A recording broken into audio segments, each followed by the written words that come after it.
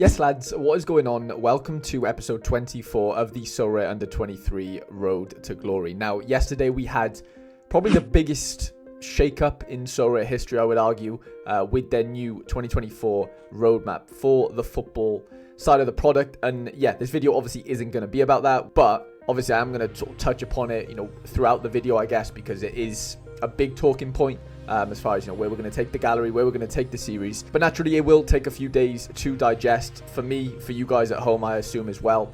Obviously, yeah, massive shake up, loads of things to kind of get into, which I'll do that in a separate video, even though I did the stream yesterday. But if you didn't see the stream yesterday, I did a live reaction with Quinny, Stish, Sorare Monkey was in there as well, and Feder, where we look through the update in real time. So if you haven't watched it and you are interested in learning more about the product update, then yeah, go have a watch of that. But lads, we've got some business to take care of in the form of this Road to Glory. Now, if we go over to the live screen, we had a relative amount of success last week. And I'm going to start off with the negatives first, which is we were unfortunately, I think, well, we're going to have to go into it, but we were definitely out of the prizes in 220. Despite scoring over 300, which was our sort of marker, we wanted to score above that. I think Lucas Zidane conceded relatively late on, which really killed this. We ended up not going for the Tariq Lamptey play. I saw some reports that he might not start, so I kind of shit myself a little bit, and I went with Ben Chilwell, who scored relatively well considering Chelsea got battered 4-2 at home. Clerk as my captain was the downfall. Pulisic outscored his L15, but probably not enough. And Jorgen Larsson, by the way, just under 8 AA, but 2 decisives from him in a 3-0 win away to Osasuna. But like I said, it wasn't enough, but I want to know by how much. Okay, so there we go. We were 47 points outside of winning a tier 3 basically in the limited side of things, which of course is annoying, but yeah, we just didn't really put up the scores needed, let's be honest. Like, we put up one decent score of 356, 313, which was obviously this last weekend, and then the 234 and 226 are just too average, aren't they? But it shows, like, if we would have had like one more average score of like 280, I guess it's above average because it's higher than the 220 cap, of course, so you're still outscoring the L15. But yeah, it wasn't to be. We finished outside of, yeah, the tier 3 there, which is annoying. The month before that, we did end up winning a tier 5 from the long form, which was nice. But yeah, it wasn't to be that week. But I can show you, lads, we only went and hit the cap. Well, the threshold. We hit the 240 threshold, 16.64 points within the cap. And this is with Campelat conceding literally in the 96th minute. He was on like 86 points. So we wouldn't have won another reward. Well, we wouldn't have won a reward and the threshold anyway, because we had a few average scores elsewhere. Carlos Martin on his debut, lads, came in with a goal, which was absolutely huge. 9 AA from him. I think Madsen went off injured, yeah, after 45 minutes. 15 AA, though, at halftime was looking pretty promising, actually. El Karauni didn't do much, to be honest. They conceded 2 goals at home to Volendam, which is never good. And Alan Montes went off injured as well after 51 minutes. So a few injuries sort of halted any progress in 240. Obviously, the goalkeeper concession late on killed us, but it doesn't matter, lads. We earned a threshold, which is very important because, yeah, as you probably know, if you've obviously seen the roadmap update, the thresholds are kind of being nerfed. After this weekend, I think, well, starting the 16th of February, so we've got this weekend, we've got next midweek, and then the weekend after that then, so the 16th of February, the game week starting then, the new threshold will be in place, because I think it is sort of a massive sort of talking point in general, but especially for the series. Like, we've kind of pivoted from under 23 limited to moving over to 240 because we felt as though we had a bit of an edge there, and we didn't want to sort of waste the rest of our cards in the Road to Glory. And it's worked out okay for us, as we'll kind of get into, but I'm just going to show you the new iteration of the threshold. So basically the threshold's going to sort of turn into like a, yeah, like you pick your target effectively. So at limited level, well, if you think your team's going to score over 270 points, and it does, you're going to win $2. If you think your team's going to score over 340 points, and it does, you win $8.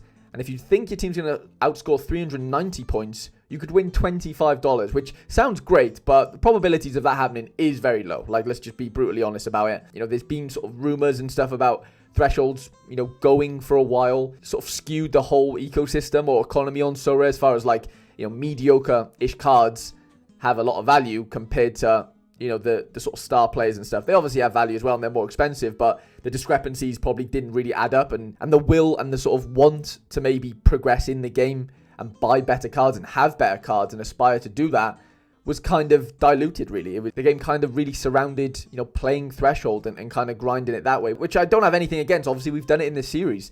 It was part of the strategy, it was part of the sort of meta, I guess, of playing the game. Like, that's kind of, where the sort of easier gains were made. But the game is now a bit harder, or you could argue a lot harder in ways, specifically with the Threshold. And this Threshold thing is only going to be between, I think, February and August. So after August, the Threshold completely goes. So Cap 240 will be gone.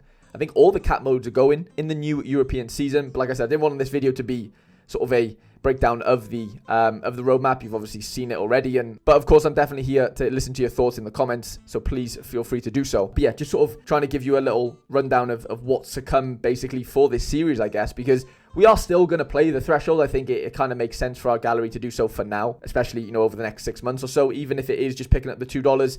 But if some weeks we think we can hit the 340, then great. I think that'll be, an interesting talking point. I don't think we're ever going to aim for the 390. I think it's very unrealistic from a 240 perspective. People will do it, and fair enough. If you want that risk reward, then great. But I don't think we're going to do it on the series specifically. But yeah, we won the Threshold this weekend, lads. Yay! £4 in the bank. Game week 447. It's our third ever Threshold since we started playing Cap 240. So that's £12 banked. And that does leave us with a balance. I know this is a little bit skewed because I've zoomed in, but it does leave us with a balance of £15.91, which is fun. It's 15% of what we started with, our capital. We started with £100, and we still obviously have our gallery. Yeah, that was kind of the only success of the game week. We had an under 23 team out as well, which, if we can find it, didn't really do too much. So here it is. No decisives, as we kind of predicted. We kind of said that it was a stretch, wasn't it? Putting this team out there.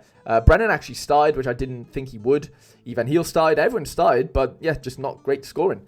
Which, again, like I said, I do think was quite predictable. So yeah, it is what it is. We came out with a Threshold. We obviously didn't get that tier 3 from the long form. And also on that, it doesn't seem like long forms are going to be coming back anytime soon, from what I gather from the update. So that's, just another talking point. So 220 isn't long form anymore. Let's go over to Play Sharp, as we always do, and check our expected scores. Now, we do have a newcomer in the well, he's not a newcomer, but he's a newcomer to this page, because Andreas Andrade from Lask, our T3 reward, I believe. Let's have a look.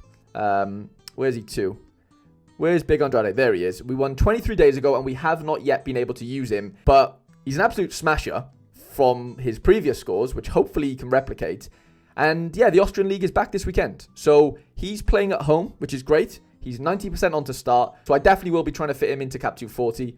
We've got Klein Hansel in there with a good fixture. Clerk as well. 3 defenders up there. Lucas Zidane's in there. Ivan Heel's at 80%. Good fixture for them. Alan Montas we don't have predictions for yet, but he did go off injured, so I'm a little bit skeptical with him. Carlos Martins nailed on to start. Monchu the same. Campos. Even Mateus Ryu is at 90%, lads. What is going on there, by the way? He's normally completely off my radar, but apparently he is back this weekend, so he could be pretty useful because he has a relatively low L15. Brennan's at 60. Madsen, like I said, went off injured as well.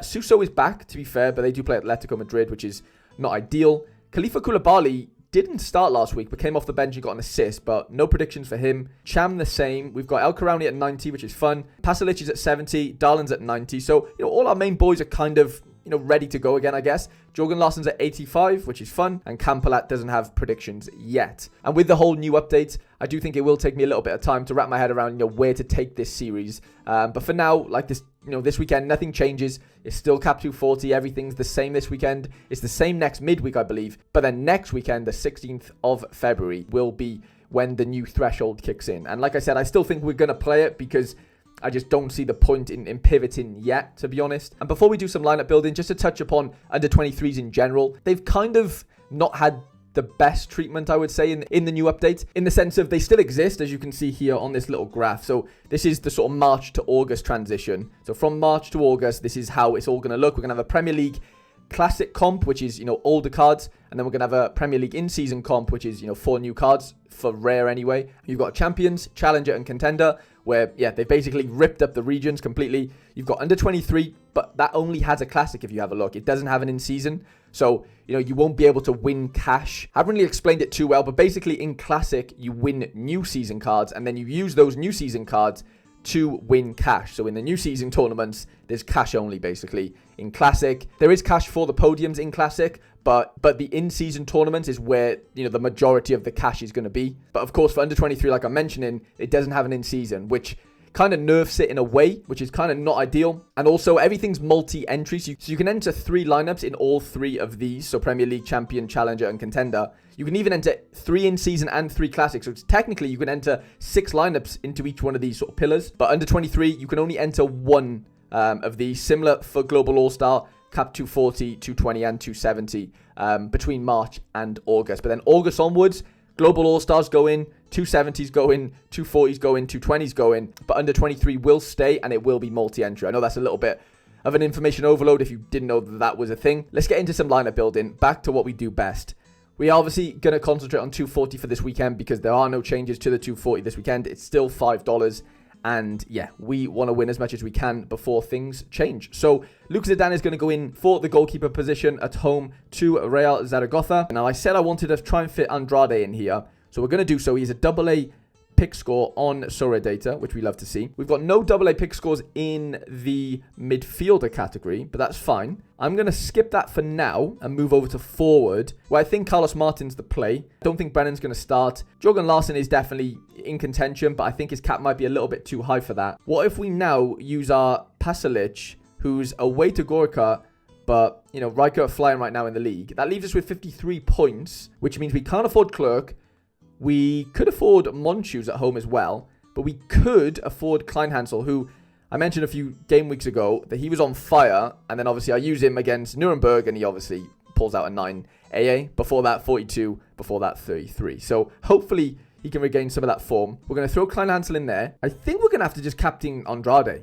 He's making his debut. Surely he has to be our captain. That leaves us with a 79 lineup strength score, which I don't think we've ever seen 79 on here, on the series, like genuinely ever. We've seen maybe 75, 76, 77. I don't think I've even seen 78, but 79 definitely hasn't appeared in our lineup builder. So that is a welcome surprise.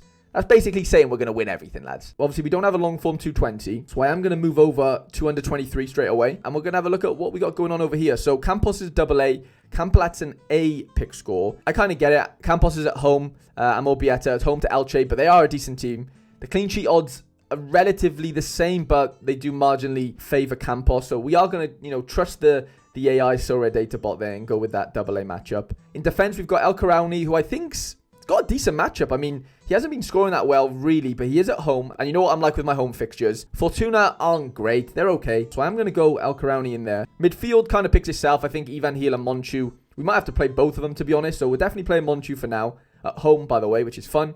Like I said, I don't think Brennan starts, to be honest. Even though he started last game, he hasn't really been great recently. Jorgen Larsson looks like our only other option, who's been great, but obviously away to Getafe. Not easy, but I think it's fine enough. Ivan Heel probably occupies the extra position. Now, all we need to decide is who is going to be our captain. I normally like to favour Monchu at home. He hasn't been at home for a little while. He hasn't really scored that well for a long time. So I think he is due a nice little 75 plus for me. That gives us a 67 lineup strength score, which is okay. It's what we're used to, lads. We are used to the 60s, aren't we? We're not really too familiar with, definitely not the 79s. I don't really know where to play them, to be honest, lads. I think 270 probably makes the most sense. Either way, this is a bit of a throwaway lineup. It's a coin collector, really, if we're being honest. Let's see what we can build here, then. Campolat, Clerk. I think Madsen's going to be injured. Let's go with Suso in there. We're going to basically have to play Brennan here. I think I'm going to settle with Khalifa Koulibaly, to be honest. I am going to actually go in and captain him. Leave us with a 66 lineup strength score, which is fine. And then this is what we're kind of working with then. So we've got a really strong 240. An under 23 limited, which is actually okay. It's not terrible at all.